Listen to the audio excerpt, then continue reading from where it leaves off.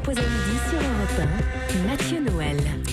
Vous écoutez toujours Europe 1, il est midi 22, Rien ne s'oppose à midi continue avec Eva Rock, Isabelle Quenin, Mathieu Charrier et ce génie des mots que j'ai le privilège de voir à l'œuvre chaque matin. Quand, penché sur son clavier, tel Zola sur le manuscrit des Rougon-Macquart, je sens son esprit fécond bouillonner, son inspiration monter au fil des minutes, 11h02, 11h16, 11h29, jusqu'à ce qu'il réalise qu'en fait il a plus le temps et il s'exclame. Donc là, je vais faire court. Je vais faire court. Oui, je vais faire court. Ce midi, Guy, vous pariez sur notre intelligence puisque vous nous parlez d'un phénomène autant philosophique que psychanalytique, la catharsis.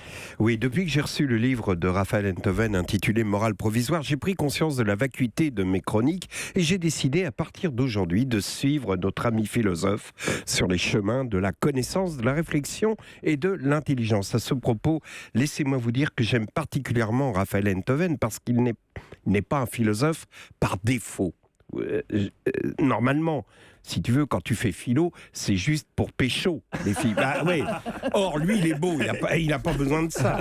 Bah oui, sinon ça n'offre aucun intérêt, la philo.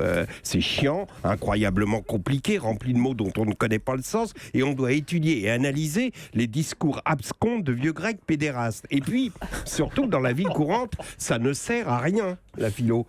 Donc, sauf à pécho les gonzesses. Alors, Raphaël, lui, il n'a pas besoin de ça, il est beau, alors que généralement, les philosophes ressemblent un peu à Toulouse-Lautrec, ils ont les cheveux gras, qui pendent par mèche, tout tombe des particules non identifiées, pellicules, croûtes asséchées, petits fragments de laine provenant d'un bonnet péruvien acheté dans une communauté du Luberon. Enfin bref, portent des lunettes à double foyer, une barbe mal taillée ou adhèrent en permanence des reliquats alimentaires, sont vêtus d'une veste en velours côtelé avec des renforcements de cuir au coude et de pantalons sans forme, style culotte de charpentier, alors que Enthoven, lui, porte avec une souple décontraction, une veste Couples, sur un cachemire à même la peau et un pantalon Dior homme. En plus, il sent bon la nuit pour homme d'Yves Saint-Laurent.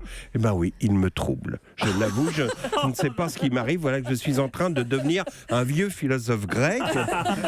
Quoi qu'il en soit, aujourd'hui, dans cette nouvelle quête éperdue de savoir, de connaissance, je vais vous parler de la catharsis. Maintenant, il va falloir que je fasse court, car évidemment, ma description dithyrambique de Raphaël amenant à mon coming out a nécessité un peu de temps, et je vous prie de m'en excuser. Je suis long, oui, mais enfin, excusez-moi, le jour où je prends conscience d'une homosexualité probablement refoulée trop longtemps, probablement ancienne, refoulée par les convenances et le poids de la société, j'ai quand même le droit d'être un peu long. Je crois même que ce jour-là, on peut facilement se dispenser du son du jour quand je ferai probablement une émission de télé présentée par une copine d'Eva Rock.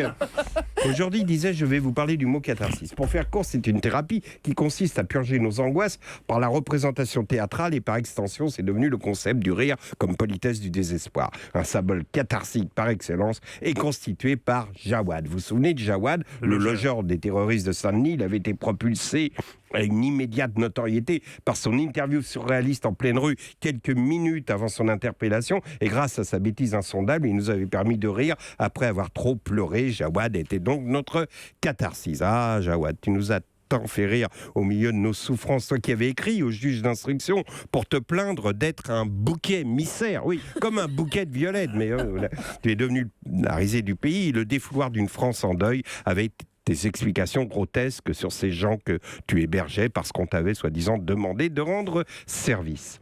Le procès de Jawad commence demain et je m'apprêtais à vivre de grands moments de rigolade avec vous lorsqu'on a appris hier dans Paris Match que l'ADN de ce logeur a été identifié sur un rouleau adhésif mélangé avec celui du coordinateur des attentats, mais aussi sur un autre rouleau de scotch qui entourait le bouton pressoir, actionnant une ceinture d'explosifs actionnée par Shabib Akroun qui a entraîné sa mort et celle de la cousine de ce dernier dans l'appartement de Saint-Denis. Alors évidemment, comme c'est Jawad, notre premier réflexe, c'est d'imaginer ses réponses à la Jawad, du genre « Ah bon, on m'a demandé du scotch, j'ai cru que c'était pour emballer les jouets de Noël, etc. » Mais on a quand même moins envie de rire, et là, pour le coup, le guignol devient une ordure, et même s'il est reconnu complice de toutes ces saloperies, qu'on lui donne au moins les circonstances atténuantes pour son rôle catharsique, pour nous avoir fait rire au milieu de nos larmes.